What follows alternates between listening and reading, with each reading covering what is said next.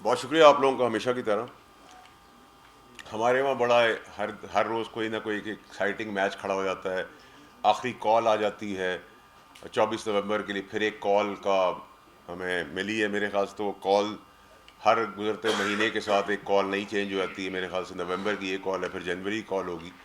देखिए जी, मैं पुराना पीटीआई का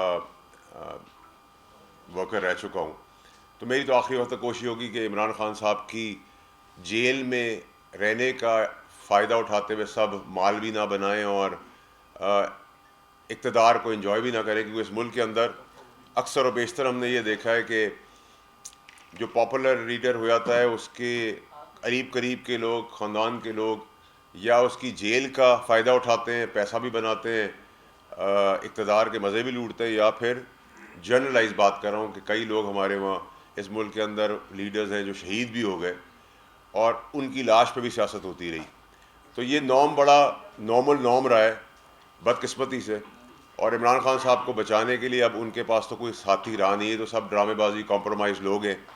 जो मैंने आपको पहले कहा था, जिस तरीके की मैंने आपको कहानी सुनाई थी, वैसे ही आपने देखा कि लोग निकल भी गए, प्रोटोकॉल भी आ गई, गाड़ियाँ भी आ गई, हूटर भी बच गए, और अब कहानी के लिए सब अंदर खाने मिल के ड्रामा कर रहे हैं गरीबों को मरवाने के लिए, फिर आगे ला रहे हैं। दहशत गर्दी हमारे मुल्क का एक हिस्सा चल रहा है, अल्लाह खैर करे।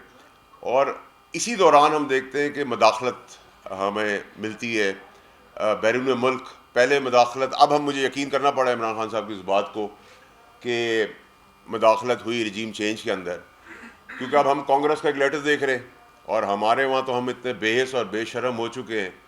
और जब मैं ये आपसे बात कर रहा हूँ तो मैं बड़ा कैटेगोरिकली क्लियर कर दूँ, ना मैं हुकूमत के बिहाफ पे बात कर रहा हूँ, ना मैं किसी और के, बट एज अ पाकिस्तानी और एज अ सिटिंग सेनेटर बात कर रहा हूँ कि हमारे वहाँ बेहसी बेशर्मी ये है कि कोई भी आके मदाखलत कर ले, कोई भी आके बात कर ले, हमें कोई फ़र्क नहीं पड़ता।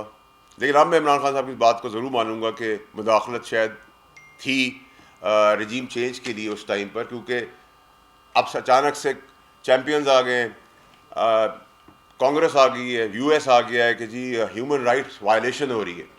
भाई ह्यूमन राइट्स वायलेशन तो फ़लस्तीन में हो रही है, छोटे छोटे मासूम बच्चों को के गले काटे जा रहे हैं, तो उधर तो मैंने कोई ख़त नहीं देखा, ना कोई कोई आगे बढ़ के आया है। आप अपने आप को कहते हैं कि जी हम सुपर पावर हैं, तो मेरी नज़र में तो आप सुपर पावर नहीं, मेरी नज़र में तो आप लोग ज़ीरो पावर हैं।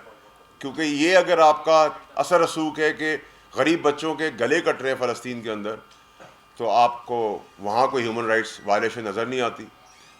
आफिया सिद्दीकी का केस है, वो उस पर ह्यूमन राइट्स वायलेशन आपको नज़र नहीं आ रही। कश्मीर के अंदर ह्यूमन राइट्स वायलेशन आपको नज़र नहीं आ रही।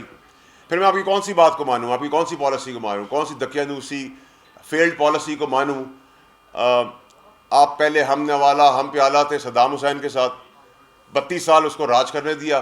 फिर एक दिन अचानक से पॉलिसी आ गई जी कांग्रेस या यूएस की तरफ से कि जी वेपन्स ऑफ मास डिस्ट्रक्शन के वेपन्स पड़े हुए, वहाँ तबाही फेर दी, उसको रजीम से हटा दिया। आज तक वो वेपन्स ऑफ मास डिस्ट्रक्शन जो हैं वो कहीं नज़र ही नहीं आए हमें। अफ़गानिस्तान के अंदर आप आए, आधे रास्ते में छोड़ के चले गए।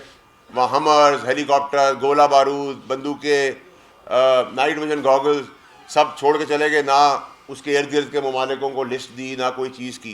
फिर आप लोग चैम्पियन बने हुए हैं, फिर आप कहते हैं हमारे मुल्क के हालात ये हो गए, हमारे मुल्क के। भाई आपके मुल्क के अंदर अंगूठी पहन के कोई वॉलेट लेके बाहर नहीं निकल सकता, ये उतनी बड़ी इंपॉर्टेंट रेलेवेंस है। आप हमारा, हमने कुर्बानियाँ दी हैं, कोलैटरल डैमेज किया है, शहादतें दी है टेररिज्म के नाम के ऊपर, लड़ाई लड़ी है, उसके बावजूद आपकी अब नई मदाखलत है कि जी आप ह्यूमन राइट्स वायलेशन हो रही है।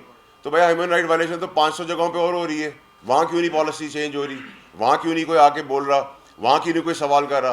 कभी हमें वेस्टर्न वर्ल्ड से आ जाता है। भैया आप अपना काम करें, हम आपके यहाँ मदाखलत नहीं करते। आप आपका अपना प्रेसिडेंट इलेक्ट डोनाल्ड ट्रम्प, मैं तो उनका बड़ा सपोर्टर हूँ हमेशा से, और मैं उनमें से बुज़दिलों में से नहीं हूँ पाकिस्तानी पॉलिटिशियन में थे जो ट्रम्प के बारे में बातें करके फिर अपने ट्वीट्स डिलीट करते जाए। जो बात की उस पर खड़े रहे, अच्छी या बुरी। वो अपने आप प्रेसिडेंट इलेक्ट जो होने जा रहे हैं उसको आप बचा नहीं सक रहे, उस पर गोलियां चल रही हैं। आपकी सीक्रेट सर्विस कह रही है, हीले बहाने कर रही है, उसके बाद आपसे रिज़ाइन करा देते। तो हम में और आप में फ़र्क क्या है? आप भी डोनाल्ड ट्रम्प की ख़वातीन के केसेस करते रहे, पूरी दुनिया के केसेस में करते रहे, हम भी करते रहे। आपने भी वहाँ जाली FIR काटी, हमने भी यहाँ जाली FIR काटी थी। तो ये अगर पाकिस्तान और अमेरिका का मुआवजा करें, कंपैरिजन करें, तो मुझे तो कोई उसमें कोई डिफरेंस नज़र नहीं आता। बल्कि हम तो चले डेवलपिंग कंट्री है या थर्ड वर्ल्ड कंट्री है, लेकिन आप लोग चैम्पियंस बने तो पूरे चैम्पियंस बन के आए। कोयटा में अभी दहशतगर्दी का इतना बड़ा सानिया हुआ है, उधर कोई चैम्पियंस नहीं आए, कोई कांग्रेस ने लेटर लिख रहा, लॉबीइस्ट के थ्रू डॉलर्स दे के आप मिलियंस, मतलब ये सब इल्ज़ाम तो मैं भी घूम के लगा सकता हूँ। आज जो आप मेरे मुल्क पर इल्ज़ाम लगा रहे हैं, कभी आप मेरी डेमोक्रेसी के अंदर हैं, कभी आप मेरी जुडिशरी के अंदर हैं, कभी आप मेरी इस्टेब्लिशमेंट के अंदर हैं, कभी आप मेरी पुलिस के अंदर हैं। आप चाह क्या रहे हैं? आप इमरान खान साहब के लिए बेहतरी कर रहे हैं या इमरान खान साहब के लिए नुकसान कर रहे हैं? क्योंकि कभी आप फ्रीडम ऑफ स्पीच के तहत हमारे मज़हब के ऊपर नबी पाक सल्लल्लाहु अलैहि वसल्लम की शान में गुस्ताखी कर लेते हैं, आखिरी नबी की, आप कहते हैं फ्रीडम ऑफ स्पीच है। ये इंस्टिगेट ऑफ वायलेंस है, आप आग लगा रहे हैं। कभी आप चलते हुए आदमी को बच्चों के सामने हरास कर देते हैं, आपके मुल्क के अंदर गालम गलोच करते हैं, गाड़ियों में लाते मारते हैं, आप कहते हैं फ्रीडम ऑफ स्पीच है। तो ये आग लगाने की चीज़ें हैं या ये आग बुझाने की चीज़ें हैं? इसी तरह आज आप आ गए, जब आपको पता है पाकिस्तान में कोई भी वेस्टर्न मदाखलत जब भी हुई है, पाकिस्तानी कौम ने उसको रिजेक्ट किया है। अब आप आ गए सियासत के अंदर, इमरान खान साहब के लिए आ गए, पहले आपने उनको निकालने के लिए आए थे। आप क्या चाह रहे हैं? देखिए, मैं तो अभी भी आज प्रेस के आगे जो बात करें, तो सारा ड्रामा 24 को पानी का बुलबुला जो बनने जा रहा है, कुछ भी नहीं होना। अंदर खाने अभी बात हो रही है, लेटे हुए गंडापुर किसका पैगाम लेके गया है? पूरी PTI की आदत किधर है? पाकिस्तान किसी हिस्से में नजर आ रही है, सब KPK में बैठे हुए। कोई अपनी कॉन्स्टिट्यूंसी के अंदर है? नहीं बैठा हुआ।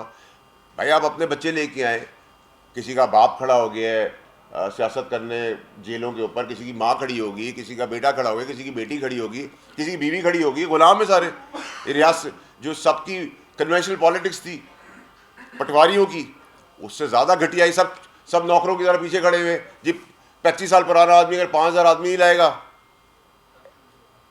उसको निकाल देंगे। भाई किसी की बाप की जागीर है, ये मुल्क है, पॉलिटिकल पार्टी है, हमने भी 15 साल इसमें दिए, हमें बताएंगे इस पार्टी के बारे में, हम पे कोई हुक्मरानी करेगा। कल मेरा बेटा आके आपसे बदतमीजी करना शुरू कर दे, आप कहेंगे ना भाई बाहर निकलो, वो बदतमीजी नहीं कर सकता, तुम कैसे कर सकते हो? ये अब कौम के आगे तमाशा ड्रामा क्लियर होना चाहिए।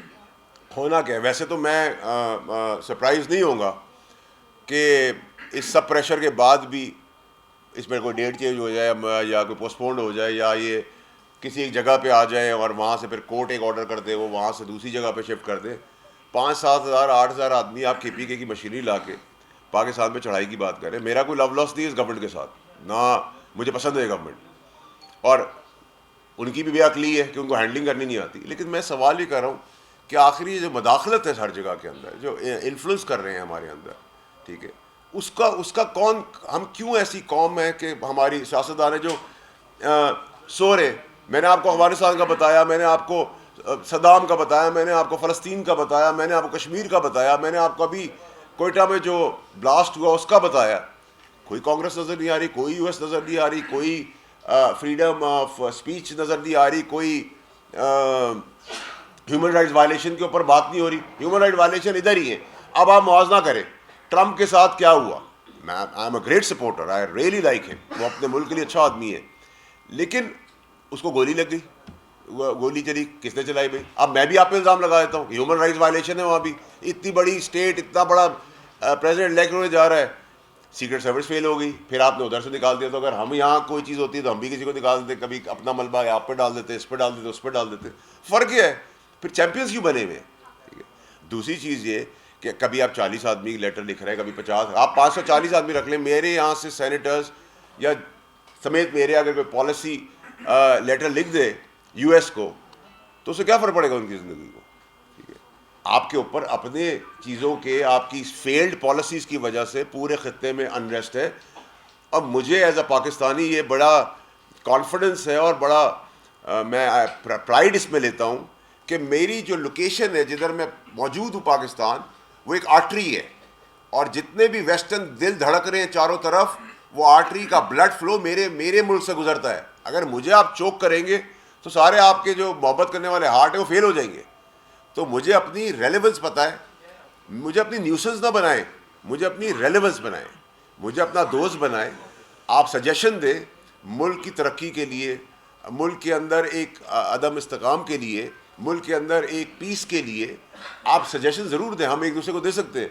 ये ग़ुलामी का और मुदाखलत वाली चीज़ एक्सेप्टेबल नहीं है। और आपको मेरा सजेशन ये है कि आपकी फेल्ड पॉलिसी जो है, जिसने पूरे खत्ते को एक साइड पे लगाया हुआ है, स्पेशली जो चैम्पियंस हैं डेमोक्रेसी के सो कॉल्ड यूएस, मैं समझता हूँ कि उनके कांग्रेस के लोग आके ये बताएं कि आप खत्ते को रीएड्रेस करें, रीस्ट्रक्चर करें, रीविज़िट करें।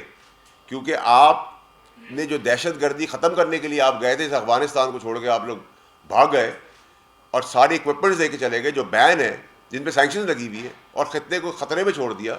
इसी तरह जब टेररिज्म को एड्रेस करने भी आप लोग आए, तो आपने अगर किसी टारगेट को हिट किया, कोई टेररिस्ट था, तो उसके साथ एक मासूम आदमी, किसी का बच्चा, किसी की माँ, किसी की बहन, किसी की बेटी मार दी। वहाँ से भी वायलेंस और रिवेंज शुरू हो गया। इसको रीएड्रेस करें, ये तमाशा बंद करें बदाखलत का, ये ड्रामेबाजी 24 को हो रही है। मैं आपको भी कह रहा हूँ, ना 24 को कोई रिहाई हो रही है, ना 24 को कोई मार्का पेश आ रहा है। ये सारा जो कंसोलिडेट अंदर ड्रामा किया था बैठ के, जो व्हीलिंग डीलिंग करके सब आए हैं, जो घूम फिर भी रहे, ये कहानियाँ भी करें कि इमरान खान के लिए आखिरी कॉल है और 24 को ये हो जाएगा। 7-8 हज़ार आदमी, 10,000 आदमी, 20,000 आदमी, 25,000 आदमी, लाख आदमी, 2 लाख आदमी, 5 लाख आदमी, 50 लाख आदमी, 25 करोड़ की आबादी में what difference will it make? कुछ भी नहीं होगा इसके अंदर। लेकिन आप लोग पाकिस्तानी कौम को ज़रूर इन्फॉर्म करें कि अंदर खान ने इमरान खान को जेल में डालकर उसका सौदा करके ये सबको मराहत मिल रही है, सबको कोई ना कोई रिलीफ मिल रहा है पीटीआई के अंदर। इनको नहीं, सब केपीके हाउस में बैठे हुए, पाकिस्तान का हिस्सा, केपीके भी पाकिस्तान का हिस्सा है, कोई इंडिया का हिस्सा नहीं है। अगर वहाँ भी हमें लगा कि मुल्क के खिलाफ कोई साजिश हो रही है, उधर भी रेड हो जाएगी। आप इल्ज़ाम लगाएंगे कल के जी मास वाले आ गए, डाले आ गए, ये आ गए, जाओ जो इल्ज़ाम लगाना लगा लो। अच्छा, प्रॉब्लम ये है कि फ्रस्ट्रेशन हुई भी है। 26 अमेंडमेंट हो गई, ठोक बजा के हुई, 27वीं भी हो जाएगी जब ज़रूरत पड़ेगी। चलो 26 की बात कर लेते हैं। उसके बाद सर्विसेज चीफ जो सारे थे, उनकी मुद्दत मुलाजमत बढ़ गई, जजेस की तकर्री हो गई, बाकी सारे इश्यूज एड्रेस हो गए, इकनॉमिक इंडिकेटर्स बेहतर आ गए। मैं इसका कोई, अगर वो उसके दौरान अगर आपका बेहतरी आ रही है, but that does not mean कि आप हमारी अंदर इंटरफेरेंस और इंटरवीन कर जाए हमारे मामला के अंदर। हमारा मसला है, हम 18 में क्या हुआ, 2003 में क्या हुआ, 2008 में हुआ, भुट्टो साहब फांसी चढ़े, कोई ह्यूमन राइट वायलेशन नहीं थी, कोई यूएस नहीं आई, उसकी डेमोक्रेसी और उसके कांग्रेस वाले नहीं आए। ज़ियाउल हक साहब का जहाज़ फटा, अमेरिकन मर गए, उसको आज तक प्रूव नहीं किया गया। बीबी शहीद हो गई, उसके ऊपर ह्यूमन राइट्स वायलेशन नहीं थी। नवाज शरीफ को उठा के बाहर फेंक दिया, 2/3 मेजोरिटी था, ह्यूमन राइट वायलेशन नहीं थी। इमरान खान की रिजीम उठा के बाहर फेंक दी, हमारा कोई ताल्लुक नहीं है। अब इमरान खान का ताल्लुक हो गया है, अब आप कह रहे हैं ह्यूमन राइट्स वायलेशन है। अगर मैं ये सारे इल्ज़ाम घुमा के आपके ऊपर रख दूँ जो आज तक अमेरिका के अंदर हो रहा है, जो आपके प्रेसिडेंट के साथ हुआ, ठीक है, हर किस्म का केस आपने उस पर बनाया, आपने मीडिया दबाया, आपने उसके ऊपर असैसिनेशन अटैक हुआ, कोर्टों में उसको घसीटा, तो क्या वो इल्ज़ाम लगाना मेरे लिए बेहतर होंगे? उस इल्ज़ाम से क्या मेरे आपके ताल्लुकात अच्छे हो जाएंगे? क्या उस इल्ज़ाम से मैं कोई बेहतरी मुल्क के अंदर कर रहा हूँ कि दुनिया के अंदर कर रहा हूँ? और ऐसा नहीं है कि हमारे ब्रदर मुल्क हमसे दूर हैं, चाहे वो चाइना हो, चाहे वो यूएई हो, चाहे वो कतर हो, चाहे वो टर्की हो, और फॉर दैट मैटर वो रशिया हो। तो हमें अपने खित्ते की पोजीशनिंग जोग्राफिकली भी पता है कि हम किधर बैठे हुए। हम एक आर्टरी है, जिस आर्टरी के तहत हमारी ज़रूरत है, लेकिन हमें न्यूसेंस के तौर पे नहीं, रेलेवेंस के तौर पे लें। हमें दोस्त लेके चलें, हमारा सजेशन लें, हमें सजेशन दें, हमारी इमदाद करें, हमारी हेल्प करें, हमारी पॉलिसी को बेहतर करें। आपके ऊपर डॉक्यूमेंट्रीज़ बनी हुई हैं, आपके हिटमैन के सवालात हैं आपके ऊपर पूरी दुनिया के अंदर। ये वो 25-30 साल पुराना वाला दुनिया नहीं रही कि आपने लॉबीज के थ्रू मिलियंस ऑफ डॉलर दे दिए और मुझे आके किसी लॉबिस्ट ने आके कहा कि यार वो 50-60 आप भी साइन कर दें, हम भी साइन कर दें और कर देंगे तो बहुत कुछ हो जाएगा। कुछ नहीं हो रहा, ये हमारा इंटरनल मैटर है। और अगर आपको फिर भी कोई, वैसे भी बहुत सारे ममालिक जब इन्फ्लुएंस करते हैं तो हम बीमारी की रिपोर्ट बना देते हैं, उनको भेज देते हैं। तो अगर आपको ऐसी चीज़ करनी है तो वो भी हमें बता दें, खुल के बताएं ना, हमारे साथ ड्रामे और गेम ना करें। और ये 24 का भी जो कियोस्क क्रिएट हुआ है, वैसे तो आप लोगों को खुद ही नेक्स्ट 72 घंटे में चीज़ें खुद ही पता चल जाएंगी, बहुत ज़्यादा आप लोग इन्फॉर्म्ड हैं।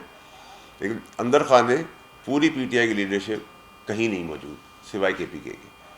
वहाँ मशीनरी बेदहड़ इस्तेमाल हो रही है, गरीबों का खून चूसा जा रहा है, पैसा बनाया जा रहा है, पार्टी पे कब्ज़े की जंग लड़ रही है, बेगम साहिबा का धड़ा है, वो नॉन सियासी हैं, बहन का धड़ा है, लॉयर्स का धड़ा है, पुरानी पीटीआई का धड़ा है, नई पीटीआई का धड़ा है, मदाखलत है, तो आप पाकिस्तान को किस जगह पे ले जा रहे हैं? अब हमने, मेरे लिए, क्योंकि मेरे वो एक्स बॉस रह चुके, मैं तो उनके लिए जो आज तक बात करता रहा, उनकी बेहतरी के लिए करता रहा, और आज भी मैं समझता हूँ उनको अल्लाह ताला को अक्ल दे दे कि वो आंखें खोल के देख सके कि उनकी जेल और उनको तकलीफ़ों में पहुँचाने के बाद ये सब कितनी अयाशी खुल के कर रहे हैं। और जो आय वॉश है, 50 आदमी भी कोई MP या MA नहीं ला सकेगा। पंजाब में तो आप भूल जाएं, PTI के सारे MPs जो हैं वो PTI के ख़िलाफ़ खड़े हुए हैं, क्योंकि PTI तो वो पार्टी नहीं थी। मेरी तो पॉलिटिकल बर्थ या पैदाइश सियासी तौर पे इसी पार्टी में हुई है। तो यहाँ कोई चौधरी नहीं है, यहाँ कोई बाप नहीं है, कोई माँ नहीं है, कोई बेटा नहीं है कि कल कासिम या सुलेमान आके हमें रूल करना शुरू करें। तो बाकी की तो किसी खाते में कोई नहीं है। और आप यहाँ, मैं तो खुद हैरान हूँ, शर्मिंदा हूँ कि लोग ऑडियो के बाद सर झुका के नौकरों की तरह खड़े हुए हैं, जिन्होंने 20-20 साल 25-25 साल किया। तो इसका मतलब लालच दी जा रही है कि अटैक करो, आग लगा दो, तो आग लगाने वाले को टिकट भी मिलेगा, पोजीशन भी मिलेगी। और गंडापुर साहब के आपने जितने पहले धरने देखे, उसमें आपने कब देखा गंडापुर साहब आ गए हैं या चढ़ाई हो गई है और उन्होंने कफन बांध लिया है? भाई कफन नहीं तो सब पैरों में पड़े हुए, सब कॉम्प्रोमाइज्ड हैं, और अभी भी डायलॉग बाजी हो रही है और एक कियोस्क बन रहा है। और हम कम अकल जो हमारी गवर्नमेंट है वो कंटेनर बंद करके उसको कामयाब कर रही है। तो मेरा जो आज जो मुद्दा था वो सिर्फ ये था कि एक तो मदाखलत पे मैं सारे पाकिस्तानियों को खड़ा करना चाहता हूँ कि ये मदाखलत हमें ना बर्दाश्त थी ना है। हमारी इंटेग्रिटी है, हमारी इज़्ज़त है, हम शायद उतना तरक्की याफ्ता मुल्क नहीं है। दूसरा ये 24 का जो ड्रामा है उसके अंदर हमारी बड़ी क्लैरिटी है, और अब मेरे ख्याल से टाइम आ गया कि असम्बलियों को आगे बढ़कर इन मदाखलतों को रोकना पड़ेगा फ्रंट फुट पे आकर। और अगर हमसे सवाल होंगे तो हम भी उसका भरपूर सवाल भी करेंगे और जवाब भी उसका देंगे। बट ऐसा नहीं है कोई हमें बुलडोज़ करके मैदान में छोड़ जाए और हम बिल्कुल लावारसों की तरह, नौकरों की तरह पैरों पे बैठे रहेंगे, ऐसा कुछ भी नहीं। हम घास खाएंगे, हम जज्बाती कौम है। हमारे मुल्क में जब जंगें हुई उसमें जज्बात, अल्लाह अकबर के नारे के ऊपर लोगों ने अपने सीनों पे बम बांध के टैंक उड़ाए हैं। तो हम बड़ी बहादुर कौम है, बड़ी खुद मुख्तार और खुददार कौम है। हमारी खुददारी को ना कोई अंडर एस्टिमेट करे, ना इसको हमारी कमज़ोरी समझे। आपने कहा कि अगर कोई बात है तो खुल कर करें, यहाँ बीमारी के सर्टिफिकेट बन जाते हैं, बनते रहे हमारे मुल्क में, सबको पता है। तो क्या इसका मतलब ये है कि आप ये पेशकश कर रहे हैं या तजवीज़ दे रहे हैं कि हाँ अगर आप बात करती है तो खुल के करें, हम बीमारी का सर्टिफिकेट निकाल देंगे? एक दूसरा ये बता दें कि जो आप कह रहे हैं कि कोई मुज़ाकरात नहीं हो रहे इस वक्त, जो आपने अपनी एस्टैब्लिशमेंट के हुकूमत के हो रहे हैं, हाँ बस लगे हुए अंदर खाने। अच्छा फैसल साहब, ये 26वीं आईनी तरमीम के दौरान आपने जितनी भी प्रेडिक्शंस की, आप बार बार आते रहे टीवी के ऊपर और प्रेस कॉन्फ्रेंस में, प्रेस क्लब इधर भी, डाइस पर भी, वो सारी पूरी हुई। मुझे ये बताइए कि आप इस धरने की क्या प्रेडिक्शन कर रहे हैं कि ये धरना अपने मकसद में कामयाब होगा या नहीं होगा या नाकाम होगा? आपको क्या लग रहा है? पहले सवाल का जवाब नहीं दिया बीमारी के सर्टिफिकेट का, वो भी दे दें साहब। सबसे पहले ये कि बीमारी के सर्टिफिकेट बनते रहे, कोई इशू नहीं है। और देखिए जो अंदर खाने गेम है, और मैं तो क्योंकि फ़ॉरेन डिग्निटरीज़ और फ़ॉरेन नॉर्म का लिहाज कर रहा हूँ, तो मुझे तो वो मीटिंग का भी पता है जो अमेरिका में हुई थी आर्मी चीफ आसिम मुनीर साहब के टेक ओवर करने से पहले। मैं उम्मीद करता हूँ कि वो सब बातें मुझे कौम के आगे या दुनिया के आगे एक्सपोज नहीं करनी पड़ेंगी। मुझे ये भी पता है कि इमरान खान साहब के साथ जब हम गवर्नमेंट में थे क्या फरमाइशें थी, तो मुझे बहुत कुछ पता है। टैंक, तोप और डॉलर्स जो हैं वो ताकत नहीं होते, नॉलेज इज़ पावर। तो मेरे पास सियासी नॉलेज है एंड दैट्स माई पावर। तो सर्टिफिकेट का तो कोई इशू नहीं है, इसके कोई प्रॉब्लम नहीं है। देखिए तो पाकिस्तान के अंदर कोई मसला ही नहीं है। मैं भी आपको बीमारी का सर्टिफिकेट आप मेरा बना देंगे तो नहीं, मैं तो मैंने आपको मिसाल दी कि इसके पीछे जो मकासद है वो कर लें, आए खुल के बात कर लें। ये जो ह्यूमन राइट्स कमीशन का, ह्यूमन राइट्स का जो ड्रामा है वो ना करें, सर आपकी मर्जी है। अच्छा, और दूसरा ये पूछना था कि आप कह रहे हैं कि बर्मिंग दाखिलत, तो पाकिस्तान के पार्लियामेंटेरियंस ने भी खत लिखा था उनको अभी कुछ ही हाल में, जो हुकूमत है उसके ताबी। देखिए ख़त लिखने में और नीयत में बड़ा फ़र्क होना चाहिए। मैं उम्मीद करता हूँ कि जो आज मैं प्रेस कॉन्फ्रेंस कर रहा हूँ और जो मैं खुल के बातें कर रहा हूँ, जो पाकिस्तान की नुमाइंदगी भी है, पाकिस्तान के गरीब आदमी की ये बात है। क्योंकि हम तो जब फ़ॉरेन कंट्रीज़ की बात आती है तो हम तो समझते हैं नाउज़ुबिल्लाह कोई आसमानी मखलूक है, वो कोई और चीज़ है जो हम बात नहीं कर सकते। तो मैं समझता हूँ कि जब सेशन में आएगी तो मेरे साथ बाकी सारे पार्लियामेंटेरियंस भी, और उम्मीद करता हूँ कि पीटीआई के पार्लियामेंटेरियंस भी, चाहे वो सेनेटर हैं या एमएनएज या एमपीज़ हैं, वो भी आगे बढ़ेंगे, पुरजोर तरीके से आगे बढ़ेंगे। ये किसी को इजाज़त नहीं दी जाएगी कि वो मेरी अदलिया, मेरी इंटरनल मामलात, मेरी इस्टेब्लिशमेंट, मेरी जमहूरियत, मेरे लीडर की जेल, सलाखें, फांसी, गोली किसी भी चीज़ के अंदर इन्वॉल्व हो। ये मेरा मुल्क है, मेरा राइट है, और मेरी रेलेवेंस को समझें। मेरी बहुत रेलेवेंस है एज पाकिस्तान। इस रेलेवेंस को अगर आप जितना जल्दी समझ लेंगे उतना सबके लिए बेहतर होगा। फैसल साहब, आज आपने बड़ी अहम प्रेस कॉन्फ्रेंस की है 24 नवंबर से पहले, और जो अमेरिका को एक आपने बड़ा स्ट्रांग मैसेज दिया है। शुक्रिया। क्या आपका जो मौक़िफ़ है इसको इस्टेब्लिशमेंट का ऑफिशियल मौक़िफ़ समझा जाए? नंबर 2 ये है कि आप इमरान खान के साथ लंबे अरसे तक आपने पॉलिटिक्स की, आप क्या देख रहे हैं, उनका फ्यूचर आप किस तरीके से देख रहे हैं? देखिए जी, इसी के साथ छोटा सा थिंग है, कल साले जाफर साहब की खबर छपी, आपने पढ़ी होगी कि फजूल मश्क है कांग्रेसमैन का लेटर, और दफ्तर खारजा को उसकी इतनी बड़ी स्ट्रांग तरदीद जारी करना पड़ी और जंग को भी वो छापनी पड़ी उनके नाम के साथ। दफ्तर खारजा का ये रवैया है और आपका ये रवैया है, और उस सवाल के साथ मिलाते हुए जो भाई ने किया है, इसको समझते हैं। मेरी गैरत, मेरी इंटेग्रिटी मेरे साथ है। मैं ना बेहया हूँ, ना बेशरम, ना मैं कोई बहुत नेक फरिश्ता हूँ। अल्लाह के आगे झुकता हूँ, बंदे के आगे ना झुका था ना झुकूँगा। नंबर 1। नंबर 2 ये कि आपने जो बात की, मैंने पहले ही प्रेस कॉन्फ्रेंस शुरू करते साथ ही आपने बताया था कि ना मैं गवर्नमेंट का स्पोक्स पर्सन हूँ, ना मैं किसी और का हूँ। वो आप लोगों की मेहरबानी है, जब आप मुझे लाड करते हैं तो मुझे आप किसी का भी स्पोक्स पर्सन बना देते हैं। आप नाराज़ होते हैं तो कल मुझे रॉ का भी बना देंगे। तो ये मैं आप लोगों का सीख गया हूँ, बड़ा हो गया हूँ, आप लोगों ने मुझे बड़ा कर दिया है 15-16 साल में आपकी सख्त बातों ने। तो मेरे लिए, मैं लाइटली लूँगा इस चीज़ को। लेकिन मेरा ट्रैक रिकॉर्ड आप लोगों को याद रखना होगा। जब अल्ताफ़ हुसैन साहब की बारी आई तभी मैं खड़ा हुआ, तब तो मैं शायद मेरे घर वाले को अलावा मुझे कोई जानता भी नहीं था। और अल्ताफ़ हुसैन को पना वेस्ट ने दी, ये भी बड़ी मज़ेदार बात है, ठीक है जी। उसके बाद जब ज़ारा आपा का कत्ल हुआ तब भी मैं खड़ा हुआ, मुझे सब 9-0 पे छोड़ के चले गए मेरी पार्टी वाले, मैं खड़ा रहा। वो आपके रिकॉर्ड का हिस्सा है और उस वक्त के मीडिया का मैं शुक्रगुजार हूँ, जब मुझे मेरे घर वालों के अलावा कोई जानता भी नहीं था। मियाँ साहब के ख़िलाफ़ मैं खड़ा हुआ, अदालती निज़ाम के ख़िलाफ़ मैं खड़ा हुआ। जनरल फैज़ जब फ़ौज में थे, भरपूर ताकतवर आदमी थे, तब मैं खड़ा हुआ। तो मेरा रिकॉर्ड खड़ा होने का है, लेटने का नहीं है, और ना मैं किसी के चाय का रवादार हूँ।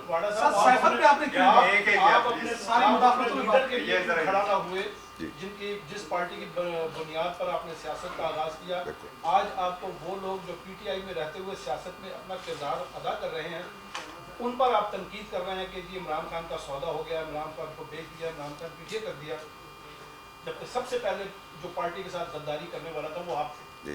आप अपने लीडर के साथ उस वक्त खड़े नहीं हुए जब उसकी हुकूमत को तोड़ने की कोशिश की जा रही थी।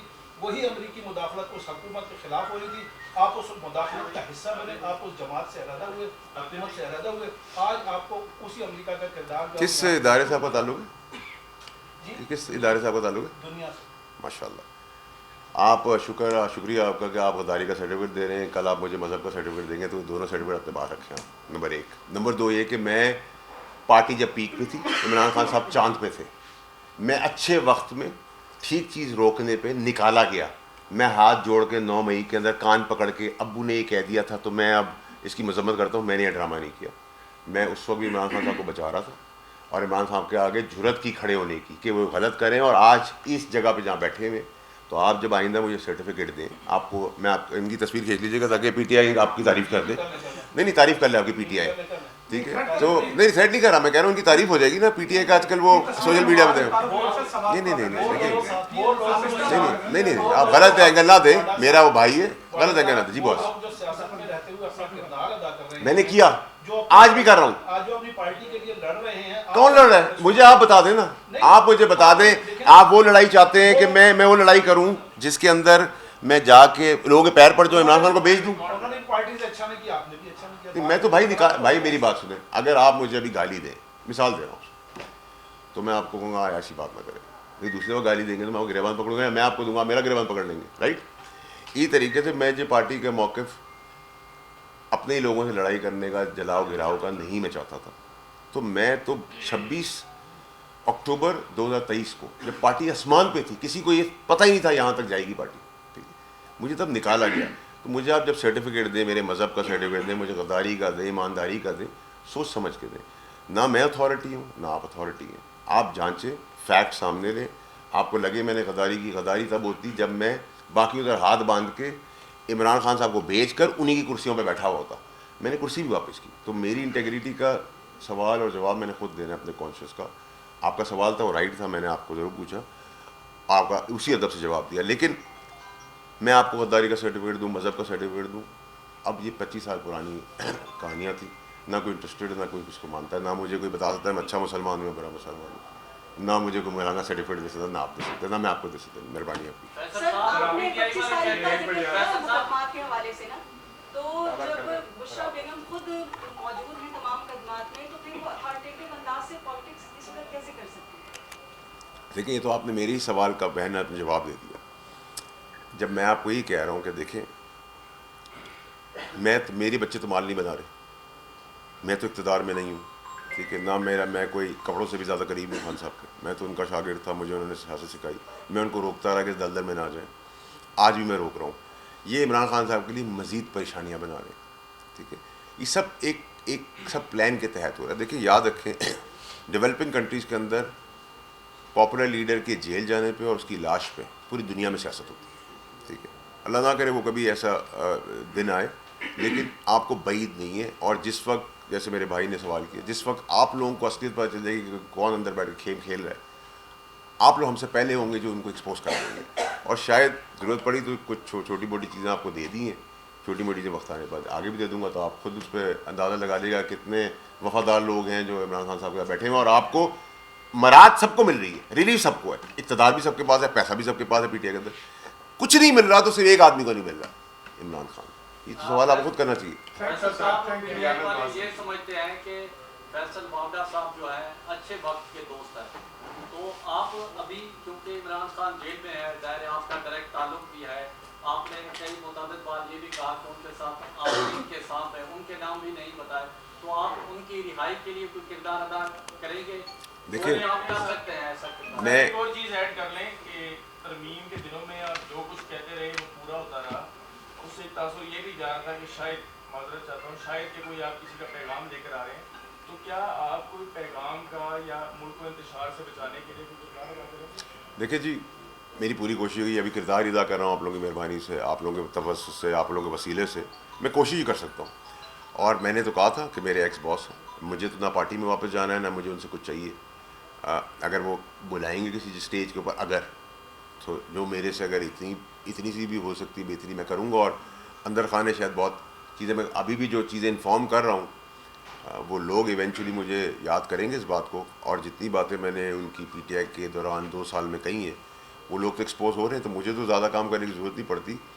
आपको वक्त बता रहा है, और अभी आप 24 को फिर देख लेंगे। और आपने अभी डिग्गी वाला केस तो देखा था, जब KPK की घर में चले गए और वो वहाँ से निकल गए आपके तुरम खान जो मौला जट आए थे, पीटीआई के सेवियर, तो गरीबों को छोड़ के चले गए। तो अभी भी रास्ते में लोगों को गरीबों को छोड़ देंगे तो गरीब मरने के लिए तो नहीं है। 24 तारीख को केक काट रहे हैं, 24 तारीख को भी केक काट। सर वो तो फिर आप मुझे वो प्लेन केक की बात करें, रोज़ चाय में पीते हैं आप रस के साथ, वो केक बड़ा काम होगा तो बड़ा केक खाएंगे। अच्छा बाड़ा साहब, आप बड़े बाखबर हैं और जो भी प्रेडिक्शन आपने की है वो तकरीबन सच ही साबित हुई है। मेहरबानी आपकी। हमसे ज़्यादा आपका सोर्स जो है वो बहुत अच्छा है। सर हमें तनख्वाह नहीं मिलती। आपने फरमाया कि जो आ रहे हैं उन्हें नहीं आने दिया जाएगा। अगर रेड जोन की बात करें, कानून भी बना हुआ है, तो वो पंजाबी की जिस तरह कहावत है, हुकूमत के गोडों में तो सा ही नहीं है। आगे वो लोग आ गए थे, जी चौक तक पहुंच गए थे, उन लोगों को वापस भेजने वाला कौन था सर? और वो कोई 12 अजला के हवाले से भी आपको कुछ खबर मिली है कि वो कैसे गए थे? देखिए, मुझे तो अगर आप मुझसे पूछें तो मैं कहूँगा इनको आने दे। मेरी राय तो यही होती। अगर मैं साहिब इक़्तिदार में होता और कहता, फैसला करता, मैं कहता आने दे। लेकिन मैं आपको पॉसिबिलिटीज़ मैंने बता दी। अगर वो रेड जोन में आएंगे, गैर कानूनी है, उनको रोका जाएगा, उनको अल्टरनेटिव जगह दी जाएगी, अदालतें हमारी खुली हैं, वो उनको पाबंद कर देंगे कि इधर नहीं, इधर चले जाएँ। तो ये सब कुछ जो है, जो 24 का पूरा गेम बन रहा है, वो सब इस तरह है सर के प्रेस कॉन्फ्रेंस से पहले मैं आपके कमरे में आके आप सबसे गपशप कर लूँ, आप मुझसे सवाल करना, मैं ये जवाब दूंगा, सवाल करना, तो मिल मिला के हो रहा है, एंजॉय करें। हाँ, सब कुछ कई सब